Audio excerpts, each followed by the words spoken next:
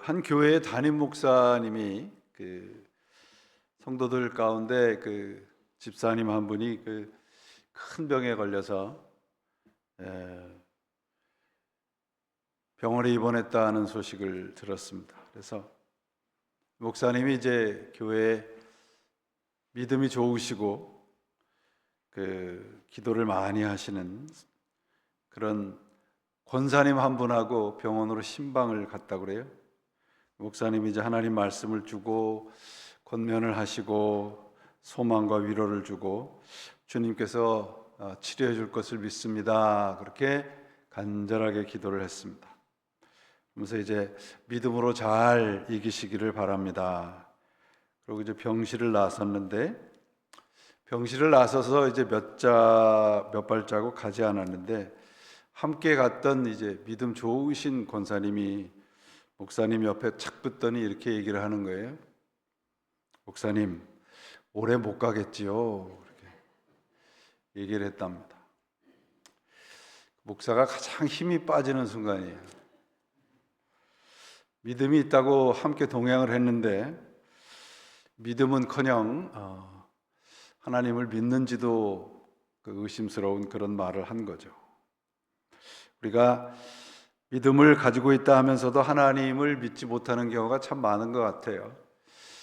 그런 것들의 대부분의 핑계는 상황과 환경이에요. 상황이 여의치 않아서, 환경이 그렇지 않기 때문에 그렇게 얘기합니다. 오늘은 우리가 잘 아는 세례 요한의 죽음의 이제 현장을 가리키는 말인데요. 오늘 본문도 마가복음의 특징적인 것이 있는데 거기에 샌드위치 구조라는 거예요. 앞뒤와 좀 연결이 잘 안 되는 것 같은데 어떤 내용을 이렇게 샌드위치처럼 중간에다 이렇게 삽입을 시켜가지고 앞뒤의 내용을 분명하게 가르치려고 하는 그런 이제 구조가 마가복음에 있는데 그걸 샌드위치 구조라고 이렇게 일명 그렇게 부르기도 합니다. 그러니까 이제 세례 요한의 죽음의 이야기 앞에 보면은 여러분들이 이제 잘 아시겠지만 예수님께서 이제 온 동네를 다니시면서 병자도 고치시고 말씀을 전하고 회개하고 귀신도 쫓아냅니다. 이제 오늘 본문의 이 14절에 보면 이에 예수 이름이 드러난지라 이렇게 돼 있어요. 드러났다는 말은 이제 많이 퍼졌다 그 말이죠. 유명해졌다는 말입니다. 세례 요한이 이제 오늘 본문에 등장을 하는데 세례 요한은 누가복음에 보면 예수님의 출생과 세례 요한의 출생이 동시에 나오잖아요. 누가복음 1장에 보시면 세례 요한의 아버지는 이제 잘 아시는 대로 제사장 사가랴였습니다. 그래서 제사장 가문으로 제사의 성전의 제사 업무를 맡고 있는 그런 가문인데 천사와 함께 이제 예배를 드리는 가운데 천사가 사가랴의 집에 찾아와서 이제 아들이 태어날 것이다. 오랫동안 이제 자녀가 없었는데 아들이 태어날 것이다. 그렇게 얘기를 합니다. 엘리사벳이라고 하는 세례 요한의 어머니죠. 사가랴의 아내는 잉태를 할 수 없을 정도로 나이가 오래되었다고 되어 있어요. 아기를 낳게 된 말에 천사에게서 말을 듣게 되죠. 이때와 이제 동시에 일어나는 것이 이제 마리아에게 예수님의 탄생을 알리는 것입니다. 그러니까 누가복음은 요한의 어머니 엘리사벳과 마리아가 서로 친족 관계였다. 그렇게 이제 기록을 하고 있습니다. 이것은 이제 세례 요한과 예수님과의 모든 일에서 서로 연관이 있는 것을 말씀을 하는데 사복음서 다 이 세례 요한에 대한 이야기가 기록이 되어 있습니다. 잘 아시듯이 이제 요단강 서편에 세례 요한은 광야에서 회개하라, 천국이 가까웠다 그런 이제 말씀을 선포합니다. 그러니까 실질적으로 역사적으로 보면 예수님께서 공생애를 시작하시기 전에 세례 요한은 그 당시에 막강한 세력을 가지고 있었습니다. 그러니까 세례 요한이 예수님의 그 사역에 그 장애가 될 수도 있을 정도로 그 세력이 막강했어요. 그래서 어느 정도냐 그러면 여러분, 그 사도행전에 보시면 에베소라고 하는 이제 갈릴리에서 굉장히 많이 떨어진 유대 광야에서 떨어진 에베소 지역에도 우리 잘 아는 아볼로라는 사람이 있는데요. 그 사람이 세례 요한에게 세례를 받았다는 기록이 있거든요. 그러니까 그 세례 요한이라고 하는 사람의 그 말 그대로 공동체는 상당한 이 세력을 가지고 있었던 것으로 보이고요. 그리고 많은 사람들이 이 세례 요한의 세례를 통해서, 설교를 통해서 감동을 받고 회개의 세례를 받고 그런 것들이 이제 복음서에 기록이 되어 있습니다. 그러니까 세례 요한의 그 영향력은 팔레스타인 땅을 넘어서 디아스포라, 그러니까 그 방랑하고 있는 떠도는 유대인들에게까지 세력이 미쳤던 거예요. 그만큼 세례 요한은 굉장한 사람이었던 것으로 보입니다. 뭐 그가 이렇게 이 설교를 잘해서도 하겠지만, 우리가 잘 아시듯이 노숙을 하고 가죽 옷을 입고 뭐 메뚜기와 석청만을 먹고 금욕적인 삶을 살았던 것으로 보입니다. 그가 말씀하는 것은 굉장한 영향력을 끼쳤던 것으로 볼 수 있죠. 그래서 독사의 자식들아, 너희에게 임박한 진노가 임한 임박한 진노를 피할 수 있느냐, 그러면서 이제 회개의 열매를 맺어라, 그렇게 얘기를 하고 있습니다. 그러니까 세례 요한은 그 로마의 그 로마 정부라고 그러죠. 로마의 굉장한 주목을 받고 있고 위협이 될 만한 그런 사람이었던 것으로 볼 수 있습니다. 예수님께서는 그래서 세례 요한에게 뭐라고 얘기를 해요?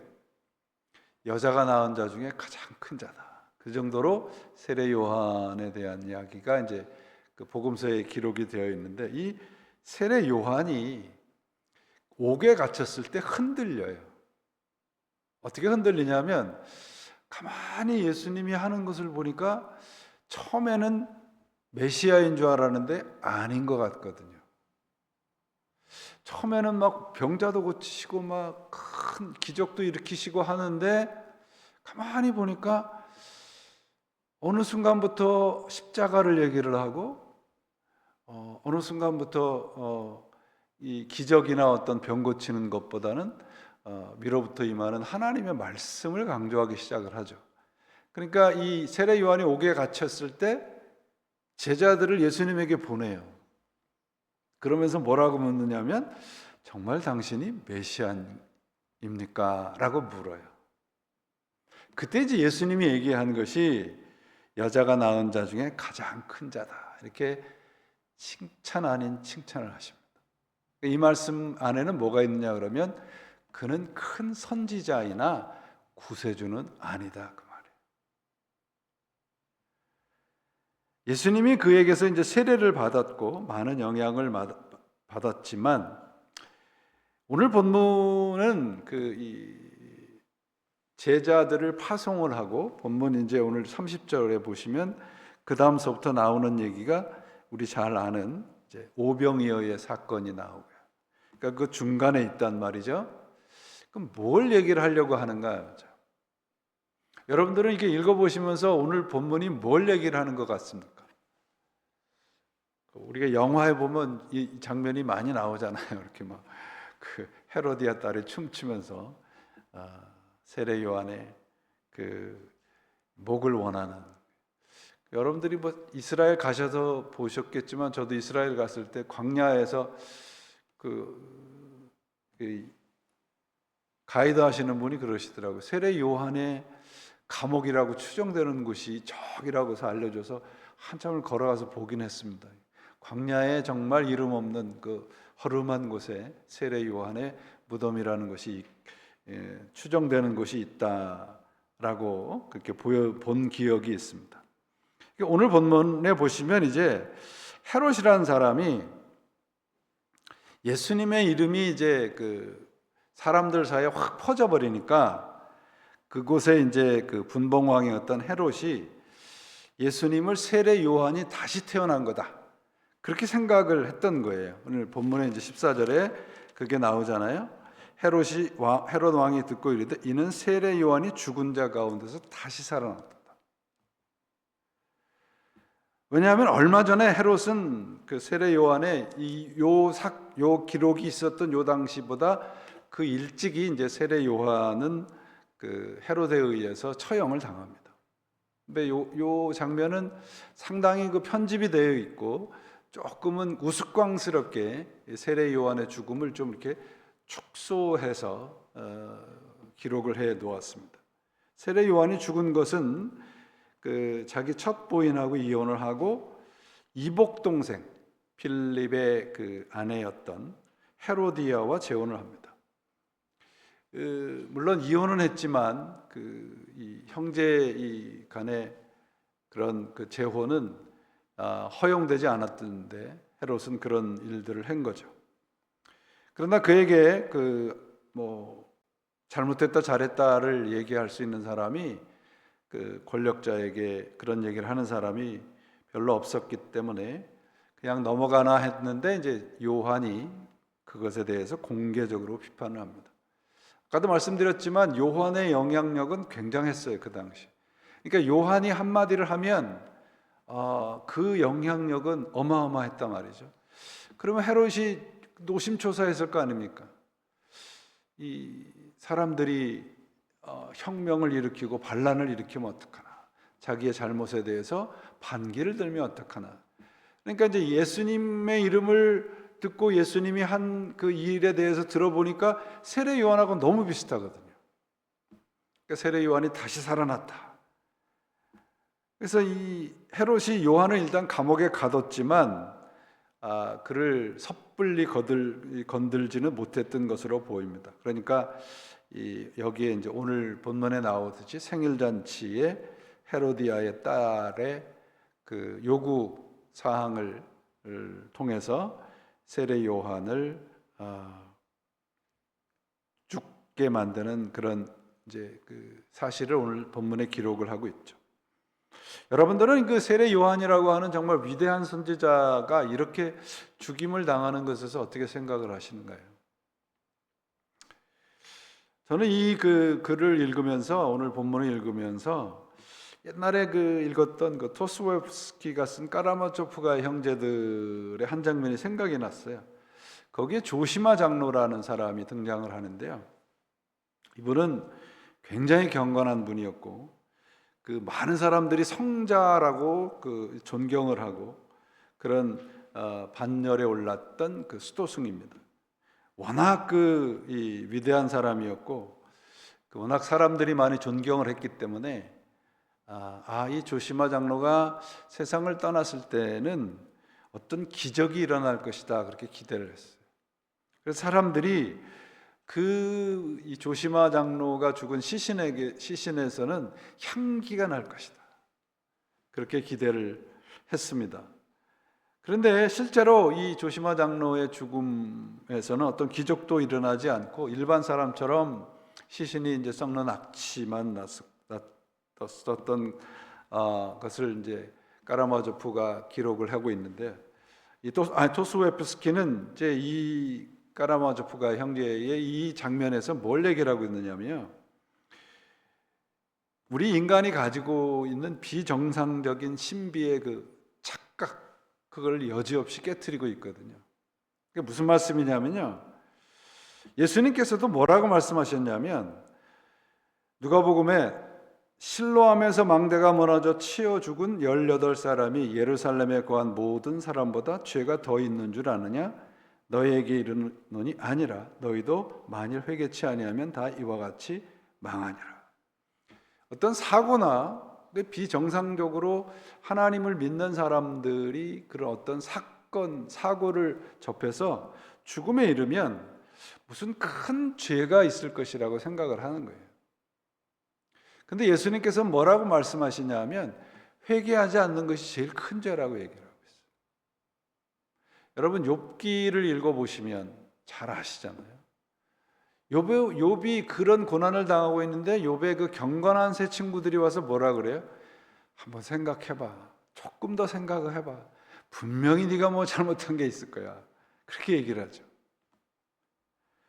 그러니까 여러분 우리 그 믿음을 가진 사람들의 어떤 그 사고나 어떤 어려운 일을 당하는 것은 내 죄나 내 잘못으로 오는 경우도 물론 있겠죠. 그러나 그렇게 생각을 하다 보면 우리는 운명론에 빠져버려요. 일어나는 모든 일이 하나님께서 우리들에게 허락하신 사건이라고 생각하면 그때부터는 해결점이 생깁니다. 하나님이 해결자가 되시거든요. 이 영화와도 같은 오늘 본문의 이야기를 왜 마가는 여기에다 기록해 놓았는가? 그러니까 마가복음 6장 전체를 보면 오병이어의 기적도 일어나죠. 예수님께서 세상에 이제 그 하나님의 말씀을 전하면서 예수님의 이름이 세상에 퍼지기 시작을 하고 제자들이 그 세상으로 퍼져나가서 제자들을 파송을 하면서 겉으로 보기에는 굉장히 성공적인 내용이 6장에 기록이 되어 있습니다. 제자들이 파송되고 제자들이 가는 곳마다 귀신들이 쫓겨나고 예수님의 이름이 널리 퍼지고. 그런데 왜 이 마가는 여기다가 이렇게 세례 요한의 참혹한 죽음의 이야기를 써놓았을까요? 그것은 여러분 이제 30절에서 우리가 힌트를 얻을 수 있는데 오늘 본문에 있는 30절에 뭐라고 되어 있나 보세요. 사도들이 예수께 모여 자기들이 행한 것과 가르친 것을 낱낱이 고하니. 그러면 여기서 사도들과 제자들이 앞으로 한 일들이 어떤 일인가를 이제 보여주고 있죠. 그게 뭐라고 하는 것인가를 오늘 본문을 통해서 확인시켜 주고 있습니다. 사실은 요한의 이야기 같아 보이지만 예수님께서 우리 제자들에게 가라고 하시는 제자의 길이 무엇인가를 가르쳐 주고 있어요. 본문에서 우리가 알 수 있듯이 헤롯은 사실 세례 요한을 존경했어요. 두려워하기도 했고요. 20절에 보세요. 헤롯이 요한을 의롭고 거룩한 사람으로 알고 두려워하여 보호하며 그 다음에 또 그의 말을 들을 때 크게 번민하면서도 뭐라고 되어 있어요? 그 다음에 달갑게 들었다. 이 그 구절이 굉장히 중요해요. 헤롯은 하나님의 말씀을 세례 요한을 통해서 들은 하나님의 말씀을 거부하지 않았어요. 근데 믿지도 않았어요. 오늘 그 장로님이 그 찬양을 기가 막히게 선택을 하셨네요. 문 밖에서 우리 기다리는 우리의 모습을 찬양을 했는데 제 설교를 컨닝을 하셨는지 정말 기가 막힌 찬양입니다. 헤롯은 요한이 옳다는 걸 알았어요. 그리고 그 설교도 즐겨 들었습니다. 그리고 그 세례 요한의 설교를 들으면서 양심의 불편함, 영혼의 불편함, 부담감도 느꼈어요. 근데 회개하지 않았어요. 그러니까 우리가 진리를 듣고 믿는 것은 다른 얘기입니다. 그래서 여기에 죄라고 하는 것이 뭐냐 그러면 여러분, 왜 헤롯은 그 세례 요한과 같은 그 엄청난 선지자가 전하는 하나님의 말씀을 듣기는 들으면서 믿지 않았을까? 헤롯이 가진 권세 때문에 그렇습니다. 헤롯은 하나님 없이도 그의 삶이 충분하고 괜찮다고 스스로 착각한 거예요. 우리 교회 안에 이런 분들 혹시 계시죠? 말씀을 듣고 좋아하고 감동하고 그러나 삶의 주인은 여전히 주님이 아닌 내가 있는 경우가 종종 있습니다. 이런 경우는 성경에 상당히 많아요. 그 사도행전 24장에서 26장에 보면 사도 바울과 벨릭스라고 하는 총독과의 이야기가 이 사도행전 24장에서 26장에 나옵니다. 이 벨릭스 총독이 사도 바울을 이제 잡아다가 사도 바울을 통해서 하나님의 말씀을 듣는데 상당히 긍정적이었어요. 그래서 어느 날은 불러서 기회를 줄 테니 네가 믿는 예수 그리스도의 그 복음에 대해서 간단하게 나한테 설명을 해봐라. 그렇게 얘기를 합니다. 그러니까 이 사도 바울이 벨릭스 총독한테 세 단어로 기독교를 설명을 해요. 첫째가 의, 두 번째가 절제, 세 번째가 심판. 그러니까 기독교는 하나님의 의고 절제이고 심판이다. 그러면 여러분, 의라는 것은 뭐예요? 의라는 것은 하나님과 우리와의 바른 관계를 말합니다. 그러니까 성경에서 의라는 단어가 나오면 하나님과 나와 바른 관계. 그래서 공동번역 성경에는 의를 다 바른 관계라고 번역을 했어요. 바른 관계입니다. 그런데 이 바른 관계를 갖는다는 것은 뭐냐면 우선순위를 하나님께 둔다는 거예요. 우리는 하나님과 바른 관계를 맺을 수 있는 능력이 우리에게는 없어요. 그래서 하나님을 우선순위에 두면 하나님이 나와 바른 관계를 맺어주시는 겁니다. 두 번째는 절제예요. 절제는 뭐를 이렇게 10만큼 하다가 한 8만큼은 하는데 2만큼은 내가 안 하는 것이 절제가 아닙니다. 절제라는 단어의 뜻은 cut off예요. cut off. put aside예요. 그냥 탁 잘라내는 거예요. 그러니까 여러분, 하나님과의 바른 관계를 맺었으면 딱 잘라내야 된다 그런 말이에요. 심판은 무엇입니까? 우리 인생에 마지막 사인권자가 내가 아니라는 거죠. 하나님 앞에 우리는 반드시 서서 그분이 우리에게 주시는 성적표를 가지고 가야 돼요. 근데 이 관계가 이 사도 바울이 세 개의 단어로 이야기하는 것은 순서가 의, 절제, 심판이 아니고요. 순서가 하나님의 심판을 믿는 사람은 세상과의 절제의 삶을 살 수 있게 되고 그렇게 살게 되면 하나님과의 올바른 관계를 맺을 수 있다는 거예요. 이것이 기독교입니다. 그러니까 사도 바울이 벨릭스 총독한테 귀에 쏙 들어가게 설명을 했다고요. 그러니까 벨릭스 총독이 뭐라고 얘기를 하는지 아세요? 바울이 의와 절제와 장차 오는 심판을 강론하니 벨리스가 두려워하여 대답하되 지금은 가라. 내가 너무 바쁘다. 그러고 보내요. 그러면서도 자주 사도 바울을 불러서 좀 설교 좀 해달라고 그래요. 그러면서 뭐라고 하냐면 내가 설교를 시켜줬으니까 나한테 뇌물 좀 갖다 바쳐라. 그런다고요. 그러니까 여러분, 이 헤롯도 이 벨릭스 총독과 하나도 다르지 않아요. 많은 그리스도인들이 그런 신앙과 그런 믿음을 가지고 있어요.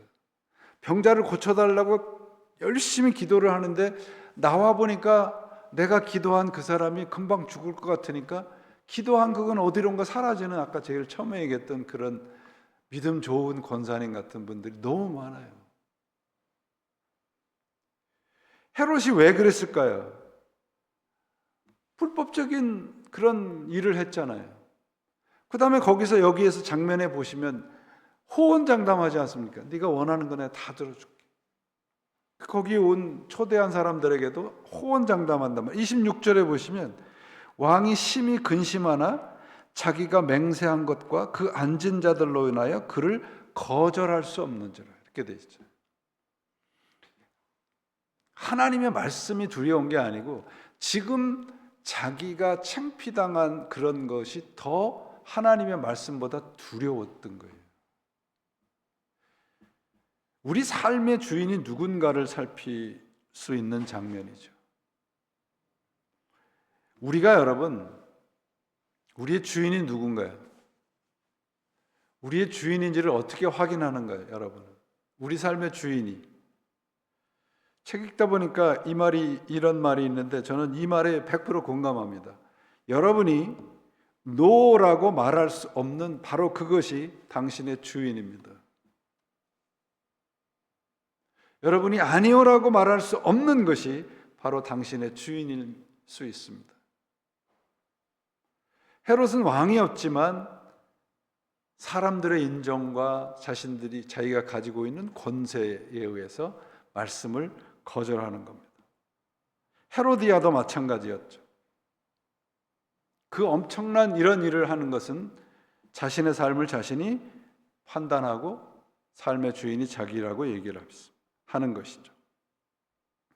그래서 세례 요한의 죽음을 여기서 이야기하는 거예요.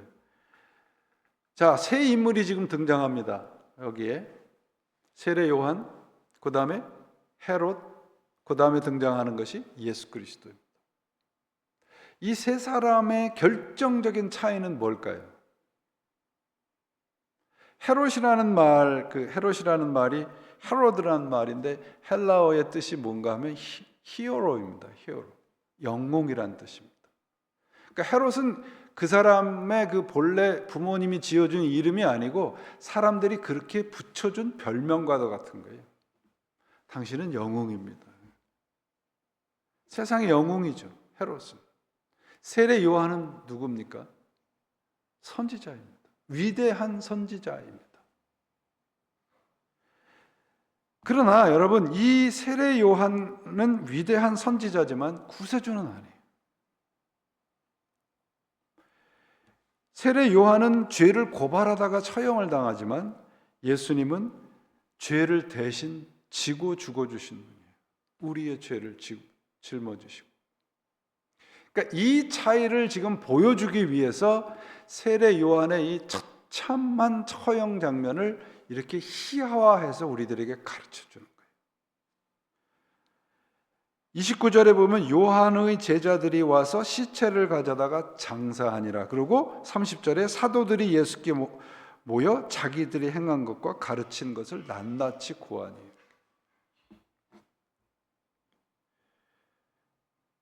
선지자와 구세주의 차이는 같은 죽음이라도 구원을 위한 죽음이 있고 그렇지 않은 죽음이 있다는 겁니다. 세례 요한의 이 어처구니 없어 보이는 죽음은 예수는 좋은 선생이 아니라는 것을 보여주는 거예요. 예수는 구세주이시지 좋은 선생이 아니에요, 여러분. 예수님은 우리의 죄를 대신 짊어지시고 우리를 위해서 대신 죽어주신 분입니다. 그러니까 이제 앞으로 제자들이 파송을 해서 여기에서 예수께 모여 자기들이 행한 것과 가르친 것을 낱낱이 고했다. 그러면 자기들이 행한 것과 가르친 것이 무엇이라는 거예요? 십자가와 부활이라는 거예요, 여러분. 예수님처럼 죽어야 된다는 거죠. 예수님은 좋은 선생이 아니고 구세주이시고 부활의 주님이라는 것을 보여주고 있고요. 그 분을 믿는 제자들 역시도 그처럼 예수 그리스도처럼 죽음을 거쳐서 부활에 이른다는 것을 가르쳐주고 있습니다. 많은 그리스도인들이 어떤 경우에 예수님은 그냥 좋은 선생님, 선지자 정도로 믿을 때가 있습니다. 마하트마 간디도 예수님을 좋은 선생이라고 믿었잖아요. 근데 그가 믿은 신은 힌두교의 신이었다고요. 구세주로 믿은 게 아니에요, 예수를. 선지자와 구세주를 우리가 분별을 해야 하는 겁니다. 그래서 제자들과 세례 요한의 제자들이 이제 앞으로 나아가서 전해야 될 것은 바로 그런 것입니다. 예수님께서 마가복음 8장에 가서 보시면 인자가 많은 고난을 받고 장로들과 대제사장들과 서기관들의 버림받아 죽임을 당할 것이다. 오늘날 우리가 이런 경우들이 없잖아요, 사실 우리들. 무슨 우리가 어디 가서 순교를 당하거나 예수님 때문에 죽임을 당하거나 그런 경우는 없죠. 그러면 여러분, 오늘날은 우리가 그리스도를 구세주로 믿는 사람의 삶은 어떻게 살아야 되는가 그 말이죠. 손해보는 것을 당연하게 생각하는 거예요, 여러분. 쉽지 않습니다.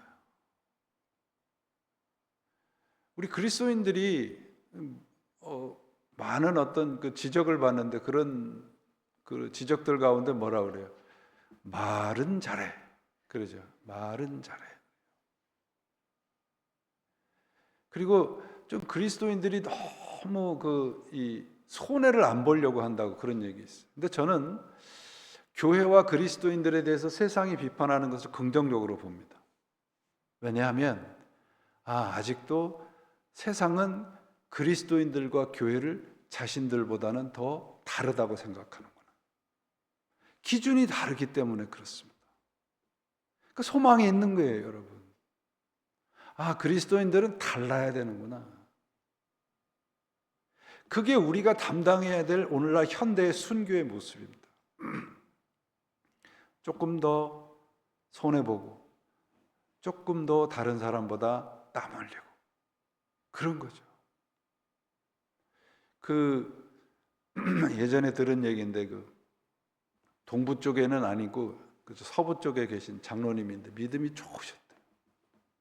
사업을 하시는데요.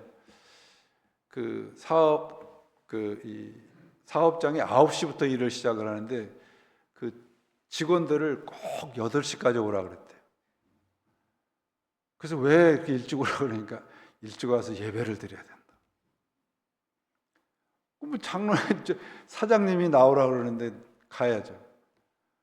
그럼 주인이 나오라 그러니까 종업원도 투덜투덜거리면서 갔겠죠? 그러면 처음에는 그게 됐다가 나중에는 그 입들이 이렇게 나오지 않겠습니까? 왜 나왔겠어요? 1시간 일찍 나오라 그랬으면 1시간 더 페이를 해야죠. 그게 당연한 거 아닙니까? 예배를 드리는 시간도 여러분. 그래서 교회 안에서 이제 세상에 나가서 회사마다 지금도 있겠죠. 신우회라는 게 있어요. 그죠? 신우회. 8시간을 일을 해야죠. 왜 회사 나가서 성경을 봐요? 일을 해야죠.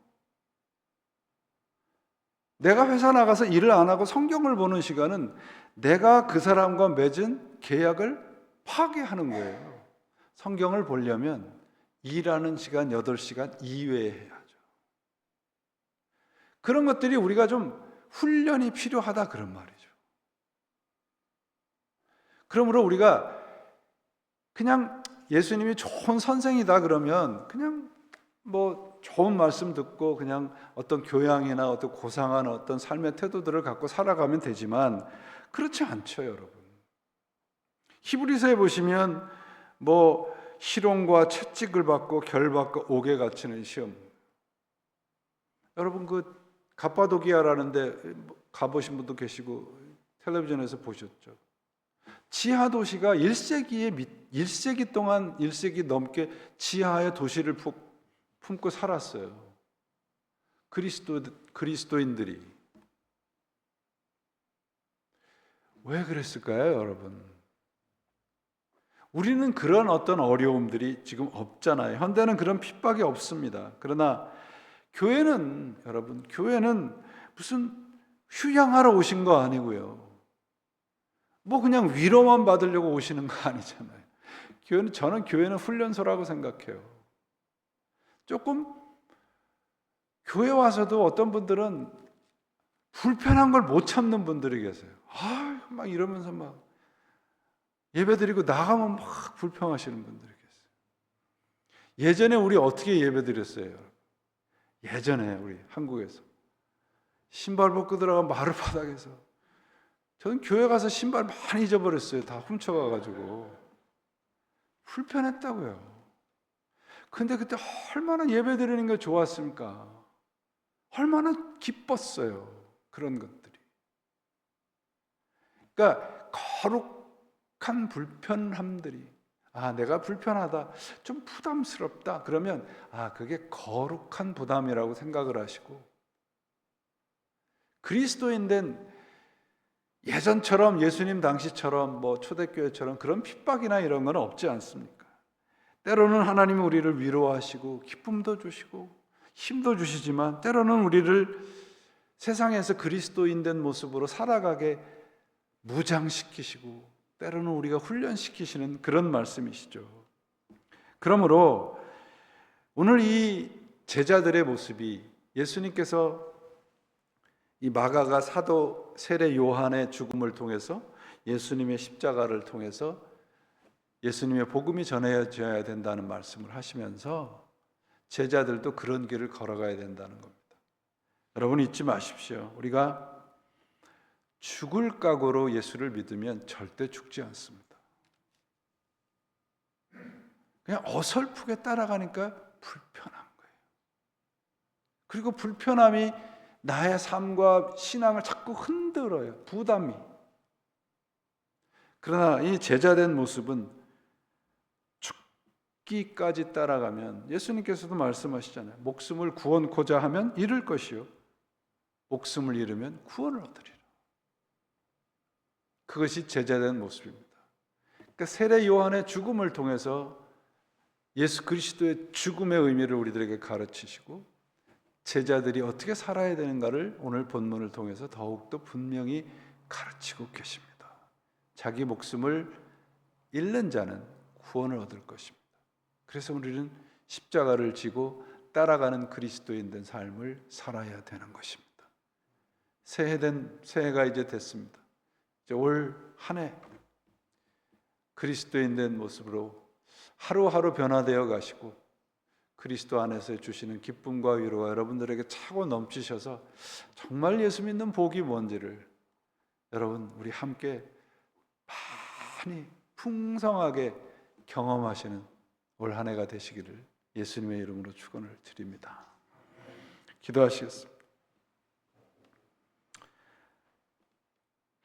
하나님 아버지, 오늘 저희들이 주님을 그저 좋은 선생님, 좋은 선지자로만 따라가지 않도록 우리들에게 믿음의 회복을 허락하여 주시고 믿음의 능력을 허락하여 주시고 말씀 가운데서 따라가는 저희가 되도록 인도해 주시옵소서. 새로운 한 해가 열렸습니다. 우리도 새해가 됨에 따라서 새로운 신앙과 새로운 마음과 새로운 태도로 살아가는 저희가 되도록 주님 인도해 주시옵소서. 십자가 꼭 붙잡고 따라가다가 결국 주님과 함께 마지막 영원한 생명의 그 자리에 함께 서는 그날까지 충성하는 저희가 되도록 도와주옵소서. 예수 그리스도의 이름으로 간절히 기도합니다. 아멘.